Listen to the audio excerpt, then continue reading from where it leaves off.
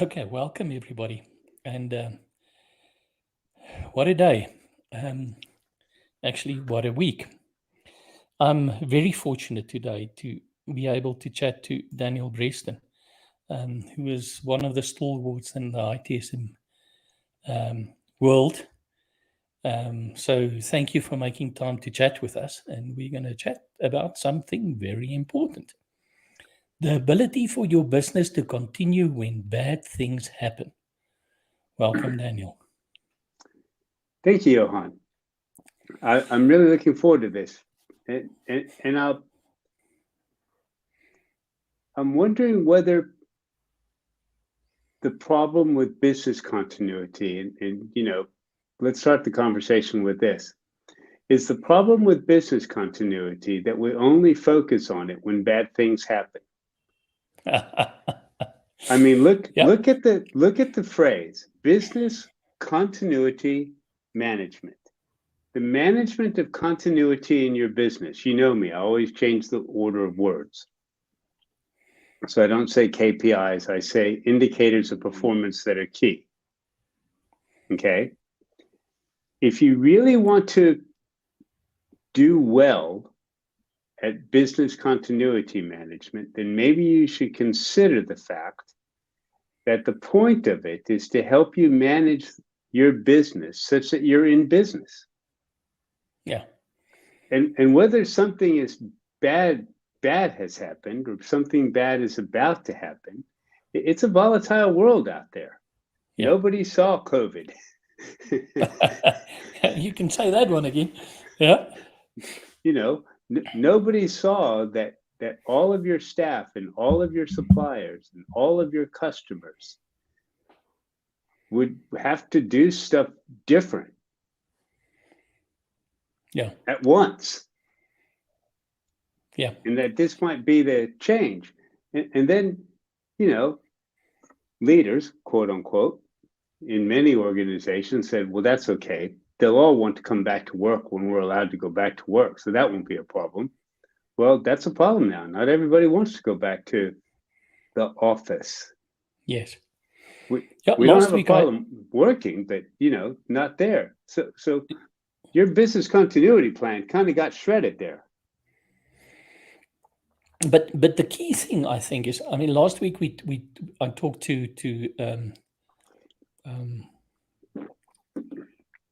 who did I talk to last week? Oh What are man, you drinking, Johan? it's one of those days. Yes. So last week we talked about the great quit, and one of the things, or the great resignation, that was Matthew. Sorry, apologies, Matthew. It just slipped my mind. But Oh, one of the you owe things, so many beers. uh, maybe that's part of the problem. You never know. Hey, Daniel. uh, there's one thing that I don't have a problem with, and that's owing somebody beers. But the other thing is that I find a lot is business continuity in many organizations is confused with IT disaster recovery. Yep, Okay. absolutely. Well, let me tell you something. 50 years in IT, 35 years in operations. When COVID hit, baby, my IT was up. Okay, absolutely.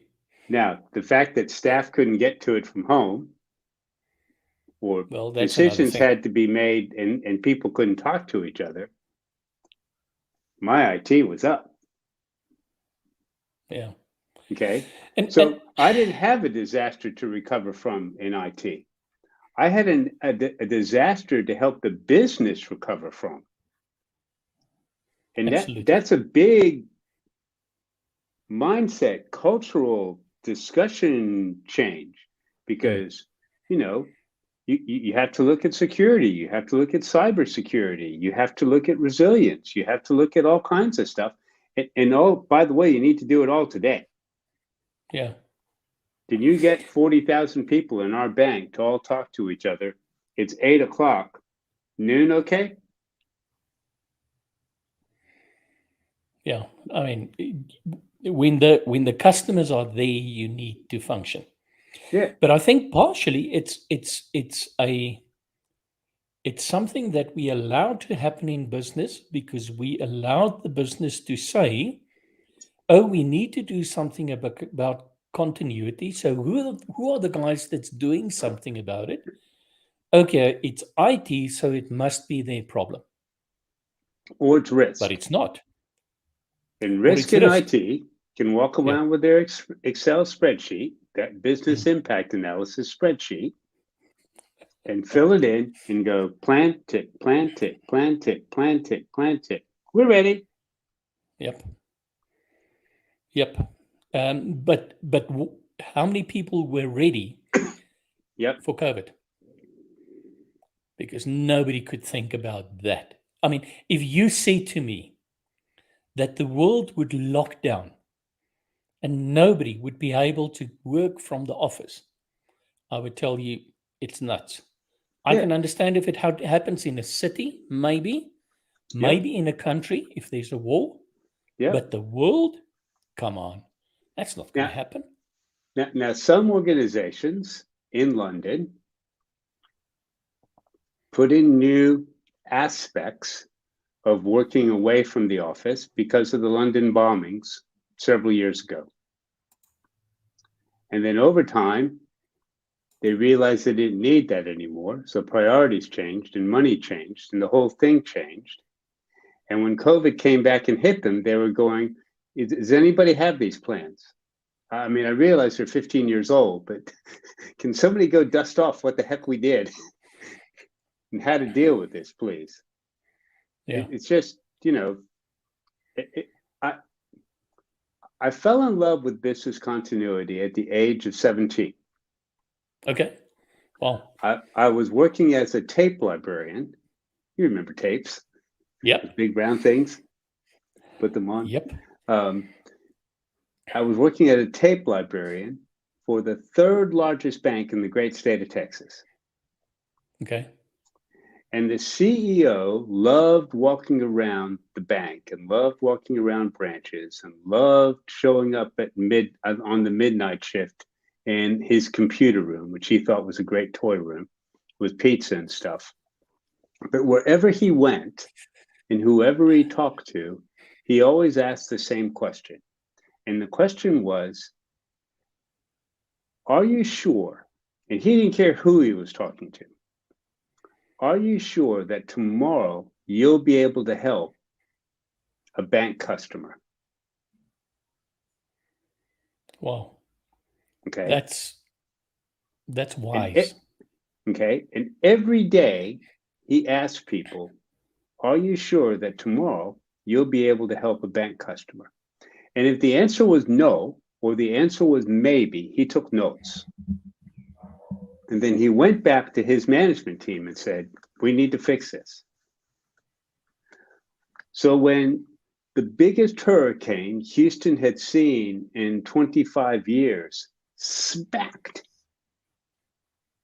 into Houston, the first largest bank and the second largest bank in the great state of Texas weren't ready. Third largest bank not only was ready from a technology perspective, but we were ready from everyone that worked at the bank's perspective. We all knew what we had to do. And so Wow. afterwards, in 6 weeks, we grew by 20,000 new accounts because everybody was going, keep my money in the bank that had a problem, keep my money in the bank that didn't have a problem. Yeah, okay. I've stopped thinking about that now. Let me go to the right thing. Right? Yeah. And we that was our metric. Do we have That's an customers? awesome metric. I love it. Right? There was no other metric than can we service our customer tomorrow? Now, over time, that changed. And it changed because that customer first focus turned out to be the wrong focus. And COVID has helped point that out again. And from a leadership perspective and a management perspective, continuity in your business, your focus needs to be on staff, right? Because if they can't do their Customers, job, yeah, if you they can't can't help the do their customer. job, if they've got mental issues, if the kids are screaming in the background, but you still want that report out by 9 o'clock, like you would if they were in the office, okay, you need to adjust, they need to adjust to a new way of working. Now, technology can help with that. Technology should enable that. And you can do some very simple value stream mapping exercises to show you where technology can help. You can do some very simple value stream mapping exercises to show you how data flows through your organization. And really, we have this as a decision point. Why did we do that? Well, 20 years ago, we had to kill it. Right? Don't do that. We don't need this here. We can, automate the decision, or at least make it easier for people. And lots of organizations that I'm, talking to now are going, you kept telling us we needed to have a production environment and test, and we never got it. We never understood that. We never understood when you came back to us and said, you're testing everything in production. And we kept going to you, no, we have test environments. And I kept going, no, you don't have test environments. Okay? Because the test of the code is not important. It's the test of whether or not the staff can easily use what it is that you've given them to service the customer. That's what's important. And that's what you're testing in production. So, and so can business the business that's right. continue to operate? Yeah. So business continuity, excuse me, I thought I turned this puppy off. Business continuity has to help enable that type of thinking. Business continuity is a thinking process.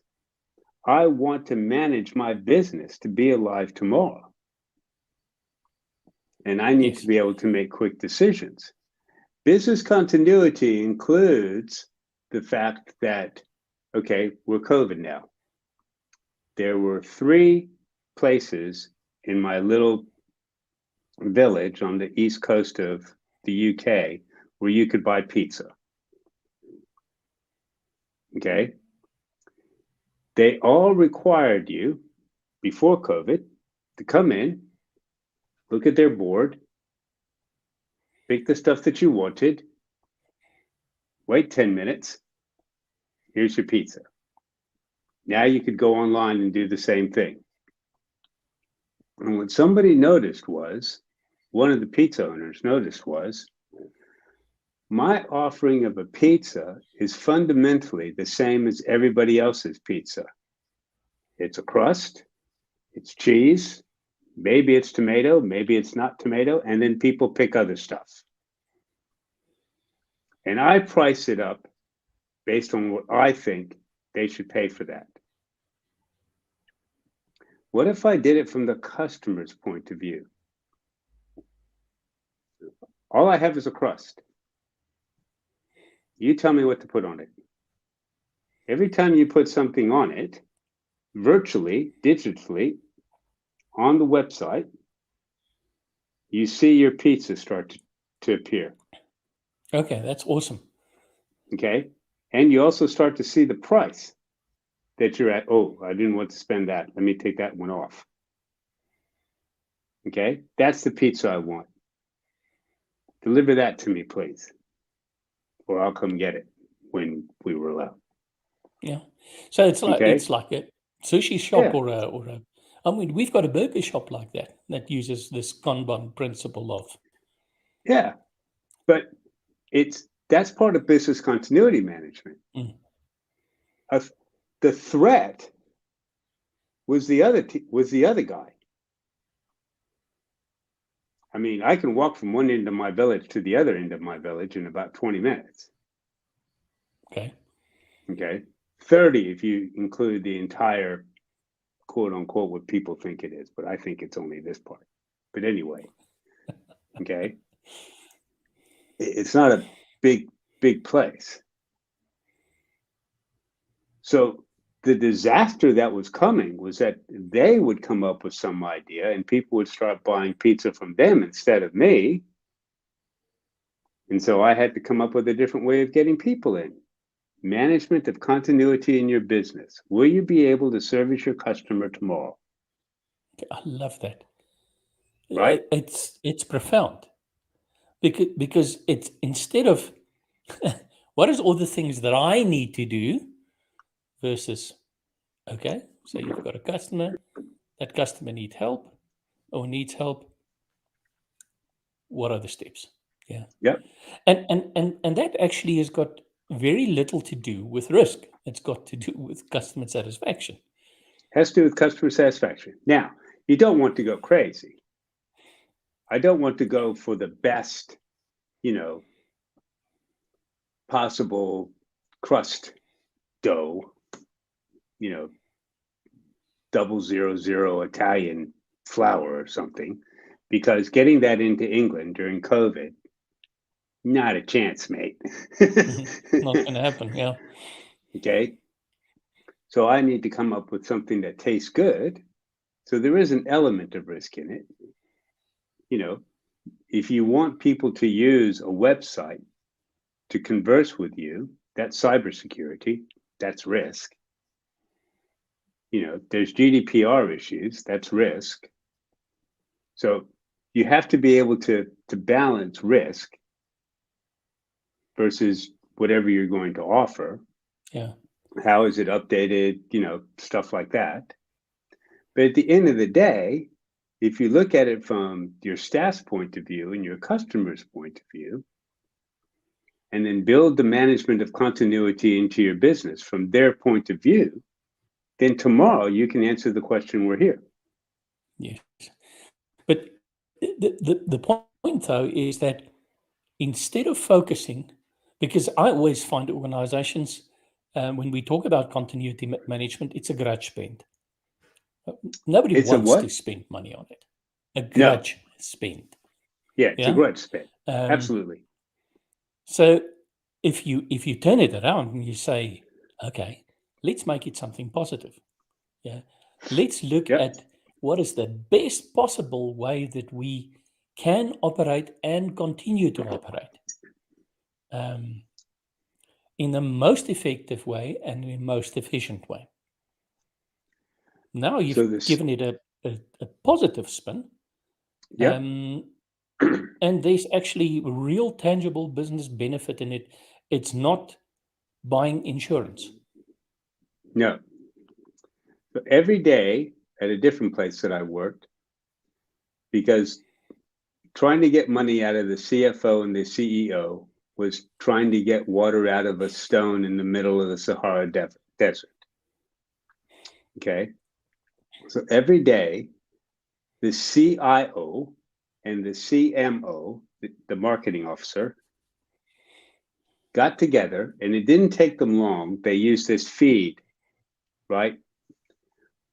That gave you automatically in your inbox certain articles if you had a certain term. And they would find organizations that had just had a disaster continuity event, and they had been hurt, right? And they would look at those for about 5 or 6 minutes, pick 2,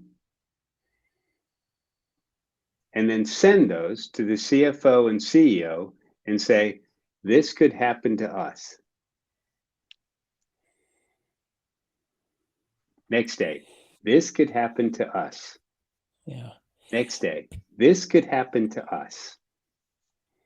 But still, that's negative. That's fear. It is fear, but you never waste a disaster if you can use it. Who was that? That was Bismarck, wasn't it? I think so. I But I think mean, it was Bismarck that said, never waste a disaster. yeah, never waste a disaster as a learning opportunity. But if business continuity management is supported by very good data and very good decision making. Mm. If you can't get good, at least get it fast, so that if you err, if you have an issue, if you make a mistake, if you go left but you should have gone right, okay, you can change course quickly. I mean, look at sailors in these, round the world events. How many times do they take course readings? Yeah. They want to adjust quickly. They don't want to figure out at the end of the day, wow, that was a great day of sailing. Oh, look, I'm 190 miles off course. Okay. It's the same thing in a business. You've got to have that data that comes in real time, alert people, let them know something's gone wrong, work with people to come up with a new strategy, cross-functional objectives. People understand not only the what and the how, but the why. Why are we asking you to do this? What is your role in this? Yes, we want your ideas. Your ideas actually, you're the only people that know what the heck is really happening. I'm a leader. I'm clueless. I just think I know what's happening because I read a report. Which most of the time wasn't 100% accurate. As an aside, the iceberg of leadership ignorance. Yeah. Right? Above the water, 4%, down at the bottom, 100%. People who actually know what's about to happen are way down at the bottom. Yeah? Yeah. Have you ever looked at the pay scale? Yeah, isn't that scary? And what's isn't even that more scary? scary is that gap is getting bigger and bigger and bigger. It is. Probably off topic, but just, if leaders want to help people, they need to work with them to come up with a manifesto of business continuity in their business that makes sense to everybody in the business and suppliers. A lot of organizations only look at the department, and they don't look at either side of the department. Yeah. And they don't look at the supplier issue.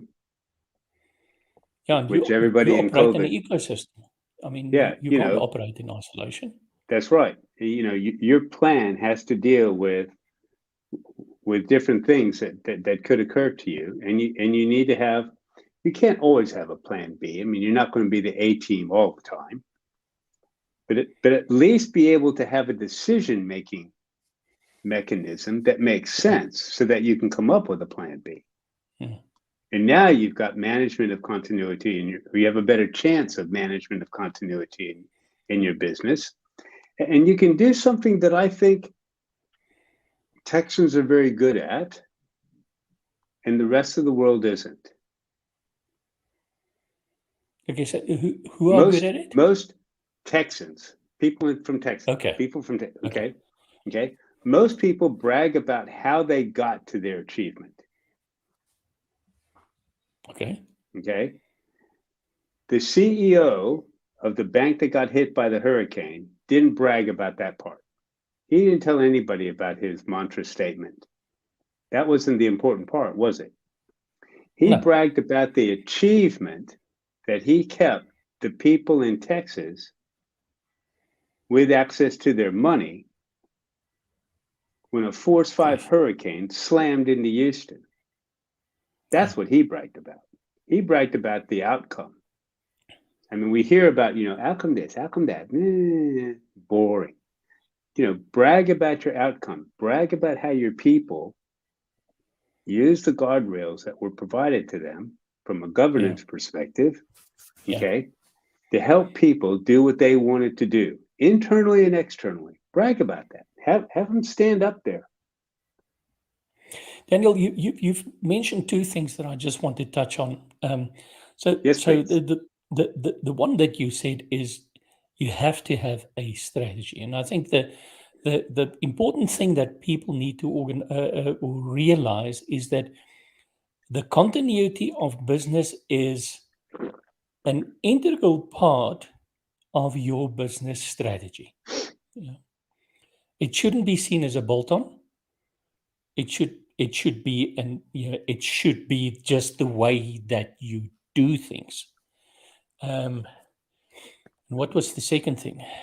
Bragging about the outcomes. I can't remember what the. Well, let's talk about strategy while you think I'm about a zero it. on a contract today. Okay, but let's talk about strategy.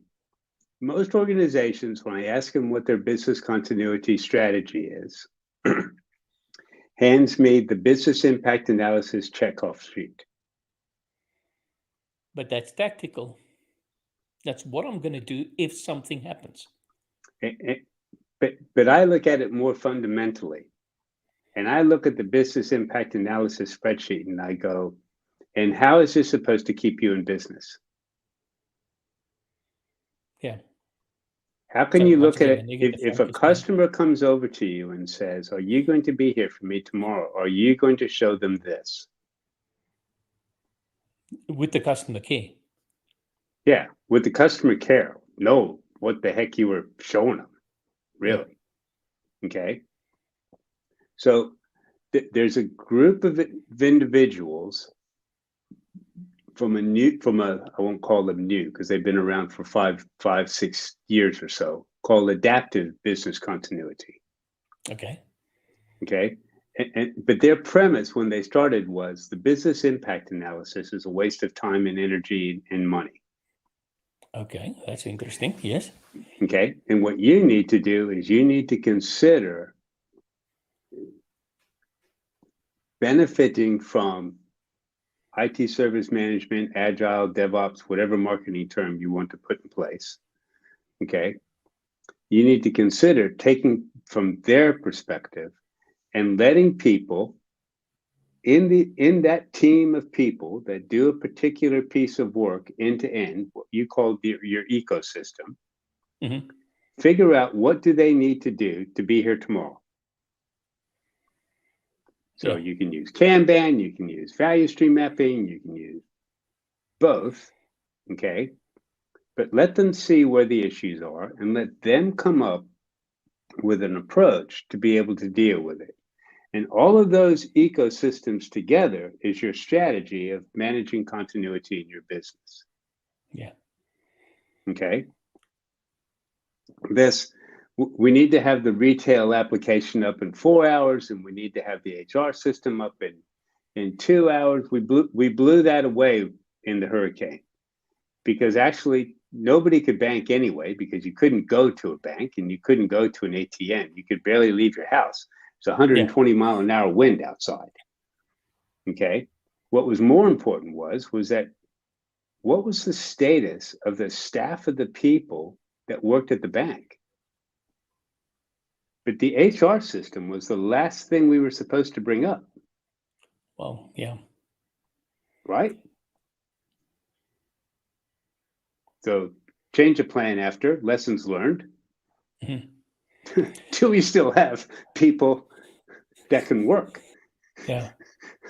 It's interesting that you mentioned the HR system because one of the things that I've seen over the years, the last thing that people bring up within the IT context is the configuration management system, which is kind of silly, right? Isn't it? Yeah. Yeah. Okay. I know why it's all down now. I brought up the configuration management system. I can see now. So yes, the other thing that I wanted to sort of mention or want us to explore is you mentioned the issue of good governance. Now, governance is once again one of those things with a very negative connotation.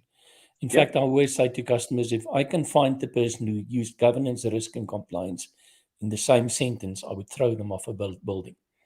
Because it's all negative the moment you band those three things together. Because governance is about ensuring that the right things happen so that your organization can fulfill the promise to its stakeholders. Yeah. I, So I, I, go ahead. I'm sorry. here's a question about, the role that seemingly good governance can actually play in creating a disaster. And I think very few people actually consider that. So let me give you a scenario. Okay. Something bad happens. Oops. As a result, we come up with some kind of a control. Yes? Yes. That control is intended as a temporary fix until we figure out why the bad thing happened so that we can make sure it never happens again. Okay. So you But the now have moment, procedural, technical, or cultural debt that you've just put in place. yep, but the Okay. moment the pain is away, we forget about all the stuff that we need to do. Okay, so we Yep. created those technical debt. Yep. But we'll do it one day when we've got time for it. Or if we remember it. Well, yeah, that's another thing. Most probably it's not even Or recorded. Yeah. yeah. Or if somebody Um, has the courage to tell us about it. yeah, which may be a career limiting move. And Well, that's another thing. We need to create the safety where people can actually speak up about things that's wrong. And you'll be surprised in how many situations I've seen really, really bad things happen to organizations, because what people do not understand is that debt needs to be paid yep. sometime. You can Yep. either do it little bit now and tomorrow and the day afterwards, or you can do it all at once. So two things. First of all, I define governance as a way of eliminating waste, your debt, Mm-hmm. okay, and helping people track performance towards an agreed, understood target. So the Okay. indicator performance or your OKR, whatever, people understand the measurements, people understand when it's getting close and they need to react. People understand what the decision-making process is, and they've helped chipped in to make that. Okay, they've helped the organization in anticipating how they're going to respond to a certain situation. Mm. Okay, then what does leadership need to do? Leadership needs to do a Gemba. Leadership needs to go on a walk. Leadership needs to understand that most of the rules that are in place in an organization, in fact, most of the debt that's in place in the organization, they cost. Yes. Okay. So Yeah. I challenged a CIO in Poland who constantly had 90 to 120 hours of agreed meetings in his calendar. And when you walked into his office, it was wall-to-wall paper and reports that he had to read. And I challenged him. I said, I want you to get rid of all this paper. And I want you to make it such that 50% of your day is a meeting and 50% of your day is just walking about and learning. Mm. And I'm only going to give you a month. Love it. Okay. And he just went, not going to happen. But we went with it. He walked into the Lean office, the Lean DevOps office one day, and he went, I have 2 hours in my calendar that's free. What should I do? So I looked at the people that were in there and I said, okay, guys, what should he do? And in one voice, they all answered, go to the service desk. Good idea. I will go to the service desk. And off he went.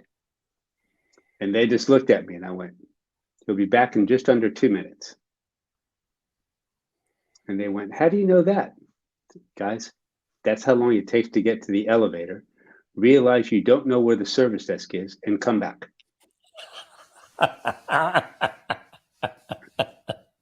So Daniel, it's interesting that you talked about this 50-50, because what I constantly say to managers within their environment, Yep. 50% of their time needs to spend with their people.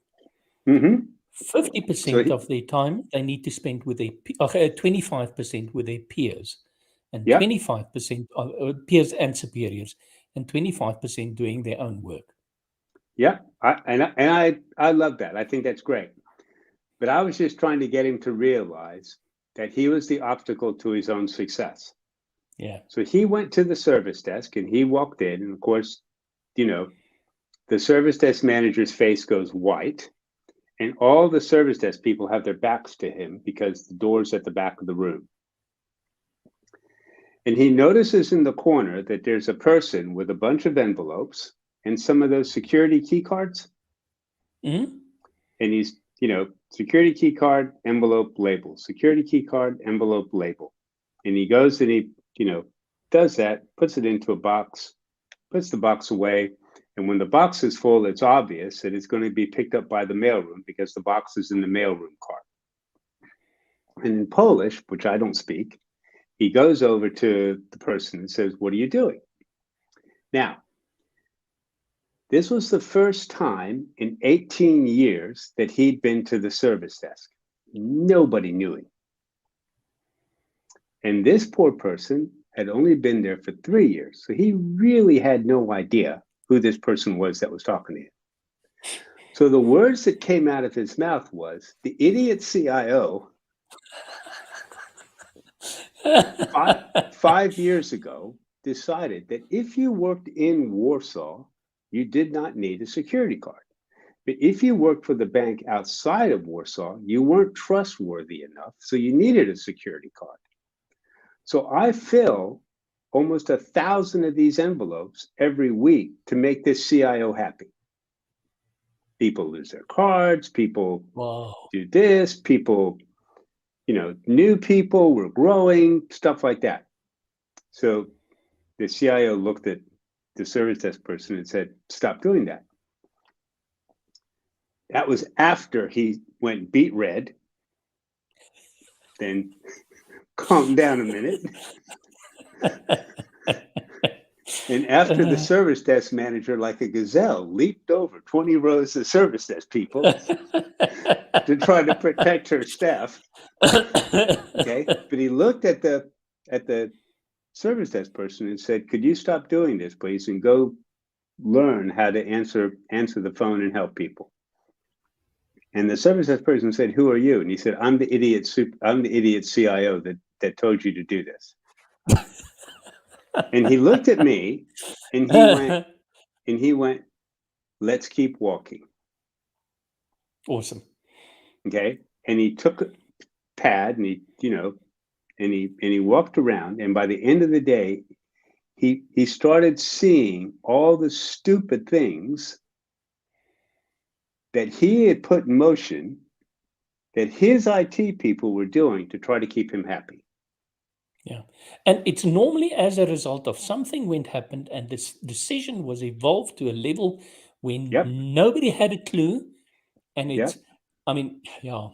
it's so typical. So business continuity management isn't the thing that you look at on an annual basis and go, tick. Business continuity management is a living plan, taking it back to BCM. Okay. Can you keep your customer and staff happy tomorrow? It's a living plan. We tried something, it didn't work. Okay, let's try something else. Okay, that worked. Let's remember that until we change the way that we do something. Oh, look, we've got to change this again. It's a living communication between staff and suppliers and customers, because more and more people now are asking customers to be part of focus groups, right? Yeah. And to help keep the organization in business. Whether you're a charity, which I volunteer for a couple, or you're a business, or you're a public organization, a government organization, doesn't matter. You're there to help people. Just a quick question: that the hurricane that you referred to, was that Harvey? Because there's a No, comment here from Jim Goodman. That was way before Harvey. Okay, from Jim Goodman about. Yeah, this is a long time ago. This was Alice. Okay. This was back in the 70s. You weren't born yet. No, you're mistaken. You're mistaken there.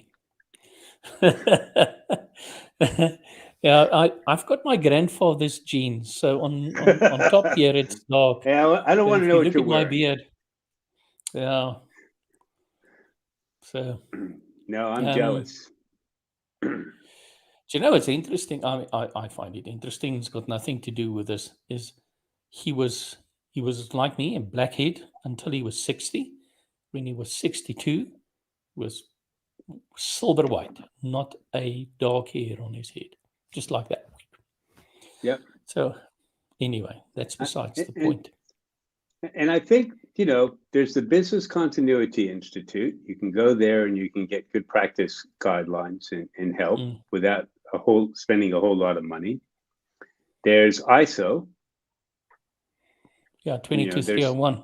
there's 22301. There's uh, uh, 3100 on risk management. There's 20,000. ITSM, because there's security and resilience. There's 22316. Mm-hmm. There's the Business Continuity Institute or Business Continuity Management Institute in Singapore, which does a whole lot of stuff. They have a lot of good things and templates. So there's lots of places that you can go to. There's the Adaptive Business Continuity place that I mentioned earlier. There's lots of places that you can go to get advice on how to change your 40-year-old practice, which did Okay. not help you over the last 2.5 years, okay, Yes, to be something that can help you for next. that's I don't awesome. know what next. I don't know what next is, but there's lots of But places out there that will help you for next. the point, though, is the only way that you'll be successful with next is when you've got the right mindset to be adaptable to this new context instead of saying, "Tick." But then you have to look at the indicators of performance that are key to business continuity. And when I ask that question, most people quote me recovery time objectives and recovery point objectives. Yeah. Why do you say no? Because that's not what it's about. It's about, can I do a transaction for the customer? Can I help the customer achieve their outcomes? Um, the time span becomes the focus instead of the outcome, the focus. And And I 100% agree with you. So for every one of your ecosystems within your organization, you should have a maximum acceptable outage time. And that's the time that you can be down before the universe goes to Twitter and says, God, you're terrible. which isn't long, by the way. Which isn't long, So by the way. yeah, Okay. But there's a difference between God, you're terrible, and then you go back into Twitter and go, yes, we know, and this is what we're doing about it. So can you give us an hour, please, and then trash us? yeah. Okay. Because now you've given yourself an hour. Or even worse, going back to the world and saying, but we made our SLA.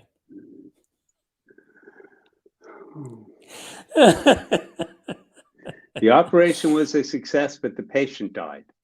Yeah, absolutely. Now, I'm happy as the doctor. The guy underneath me, he's not overjoyed. Yeah, for sure. Okay. Yeah, I mean, that's, there's I don't want to mention any airlines because I don't want to get either of us sued, but a couple of years ago there was a data center issue for a famous, let's say, British airline. okay. Okay, You've that had a data narrowed center it down issue. quite a lot. That narrowed it down quite a lot. Okay, that had an issue in their data center, and their SLA said they needed to come back up within 2 hours. 2 hours, they were down, and they came back up again. 2 hours, no plane, anywhere in the world had a clue as to what was supposed to happen next, or how to get catering, or what crews were supposed to be on a plane, or where I needed to be next. Millions of customers, millions of pounds in payouts later, they realized that was the most expensive 2 hours in their history. Yeah. Okay. All you could hear, and I live 180 miles from their IT center, all you could hear was the ripping of SLAs. Good. Right? That's not a bad thing, by the way. Right. Let's shred this puppy. That was a bad idea. Yeah. We need to come up with something So different. yeah. But you can only come up with something better if you work as an integrated ecosystem. You can only come up with something better if your management team is going to allow you to work as a unified event management organization. That's what, Forrester and Everbridge Yeah. are both saying, that business continuity management needs to be relabeled as unified event management. I love it. Unified event And management. I think that's great. If you guys haven't heard about unified event management, go to Everbridge, one of the largest business continuity places in the universe, or Forrester, and look up unified event management and read up on this stuff, because that's what you need to get to. It's exactly what you're saying. You need to have your ecosystems and your leadership and your suppliers all talking to each other all the time. Yeah. Yeah. And also being able to see what's happening in each other's environments. Yeah. Yes, and I know this. We want to worry about cybersecurity and all that stuff, but quite honestly, there's a ton of things that we worry about that's actually not worryable, if there's a word like that. But if you It's take this fortress mentality. if you map an ecosystem and limit yourself to 15 post-it notes, Mm-hmm. and underneath, Love it. okay, this is what happens from start to finish. This is who's involved. This is the data that they use. These are the tools that they use. You start to begin to see, oh, I have a gap here. Oh, I need a decision point here. I don't really need it here. Yeah. Okay. There was an organization that went and did this, and they realized that the problem with getting new stuff out during a disaster wasn't what everybody was yelling at, which was it takes too long to test it. Just make the darn thing go live. The problem was that we couldn't find anyone to approve it at a leadership level. IT change management said yes. We always say yes. Okay, it's a disaster. Of course, go live. I trust you, developer. You say it worked. We couldn't find anybody in leadership to say yes. And the moment we removed them out of the picture, It works. right, made testing a viable part of the process end to end. Okay, so the first test is, we have a situation. Okay, what do we want to do? That's a test. Do we know? We think we want to do this. That's a test. Why do you think you want to do this? What would happen if you did that? What would happen if you did something different? Yeah. Right? So every part of this, underneath each one of those Post-it notes, we wrote a test statement. And now you've got that conversation amongst people. It wasn't just a boom, boom, boom, boom, boom, boom, boom. What's interesting is how my life has changed. I jokingly say that I used to be an idle bigot. My first full service management, senior management role, owning service management for, I don't know, 20,000 users across 23 buildings, was just putting hurdles in people's paths. I jokingly said that the organization operated in spite of us. To today, and I mean, literally, I'm just going to quickly bend forward. Yeah.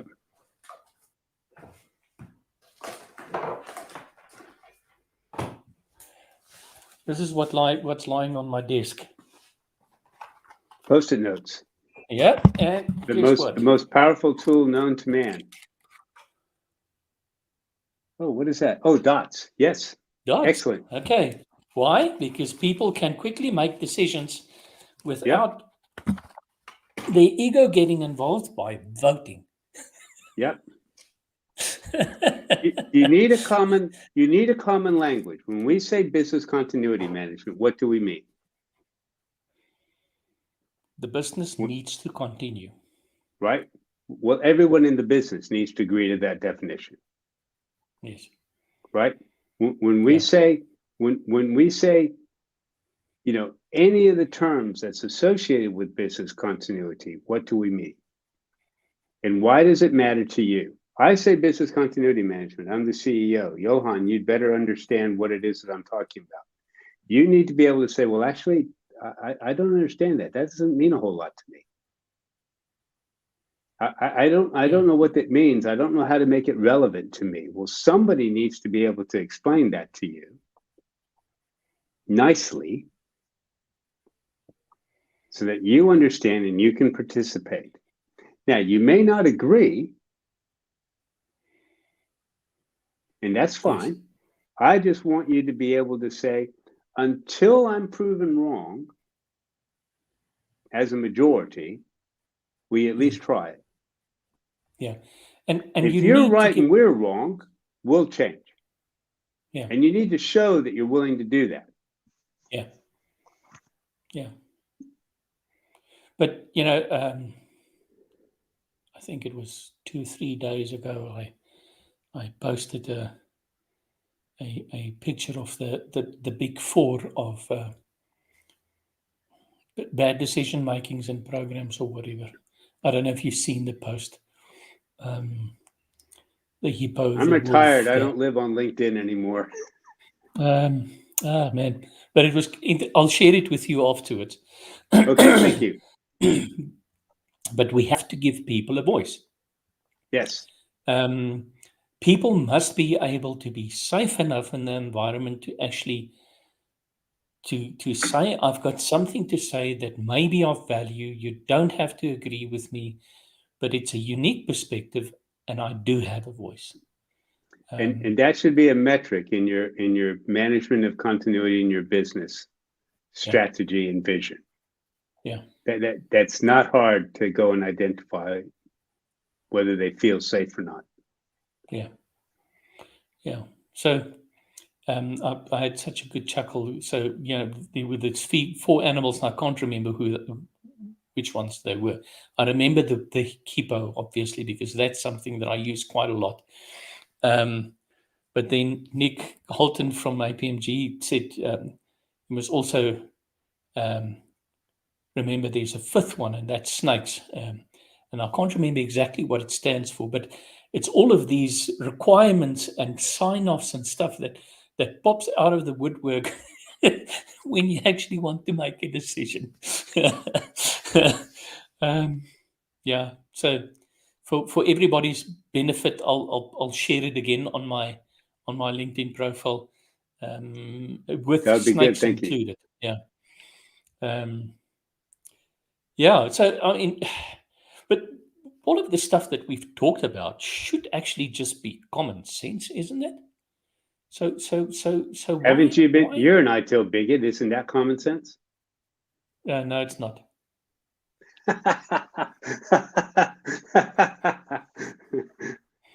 I said I used to be an ITIL bigot.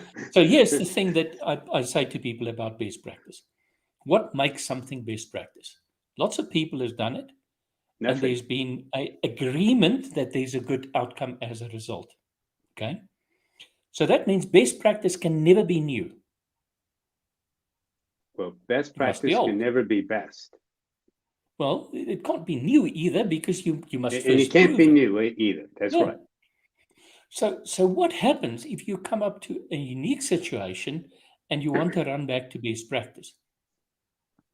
Then best practice becomes bad practice because it prevents you from doing what you should do in the first instance, and that's to have an hypothesis. That's a big word for a Dutchman, and being able to test it, and if it's a bad idea, come up with another theory, yeah, about what you need to do. And that's why I love Kinevin so much. Yeah, it's. I'm so glad that there was this conversation that actually started happening where people said, "But your response needs to be appropriate, considering how much you know, how much Yep. experience you've got, Yep. um, yeah, and how much data you've got." Yep. And the outcome of those types of discussions is people come over to a leader and they go, well, what should we do? And the leader goes, actually, I have no idea. Okay. And no one should feel bad about that. Yes, Okay. Because absolutely. now all of the different marketing terms say, can you work together to discover what to do? Yeah. And when you discover that, for that period of time, that's the best practice that you can put into place in your business. Yeah. Now, tomorrow, something might show up that changes that slightly. Yeah. That's fine. Don't kill yourself. Yesterday, you were best. Today, you're only good. Yeah. Go back to talking about it. Get back to best again. Yeah. So, I mean, best can only be applied contextually, like you're saying with, and Kinevin points that out.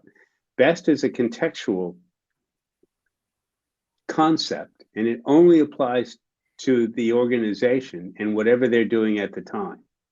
Yeah. Those people that go and try to take best business continuity management practice from a grocery store and apply it within their organization, even if they're a grocery store, it's not going to Yeah. make sense. That grocery store is doing stuff. Yeah. So, and unfortunately, that's what many consultants are doing: Control C, Control B, because it worked before. Surely it must work again. Yep. I also So, do a control I, control invoice. I've did that one. I love it. Okay, so here's another thing that I think that we need to consider, because you've talked about this issue of doing Gemba works, but the 50% of your time that you spend with your team is actually more than just observing, but it's also helping them to grow, helping them to learn, helping them to solve problems, facilitating conversations so that we can make better decisions. And that's Yep. why I love Lean so much. Yeah.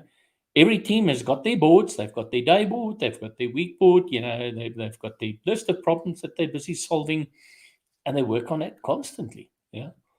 And Yeah. and if we do that, most probably there will be less bad things that happens to the organization for which we need to invoke our disaster recovery plan.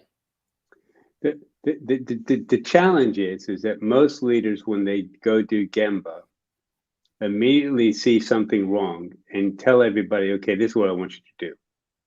Yep. Okay. And And that's not the role of a leader. I've got no problem stepping on their foot rather hard so that their sentence stops. And they change to, okay, so what's happening? What do you guys think we should do? Yes. How can I help you? Yes. Right? And why is it that when you see this as an issue, you can't talk about it? Is it something that senior leadership has put in place that's stopping you? Yes. Is it an overly tight guardrail that we've put in place? Let's loosen it up. Right? Yes. It's a flow. my lean sensei, back when you could go into work, said, I want you to go into the service desk and I want you to stand there for 2 hours and not one word. Okay.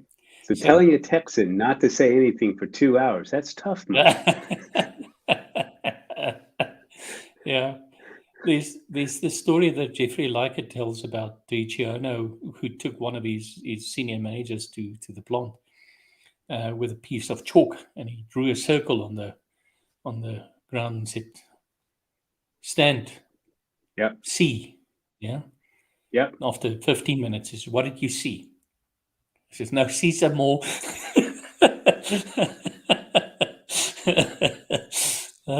Yeah.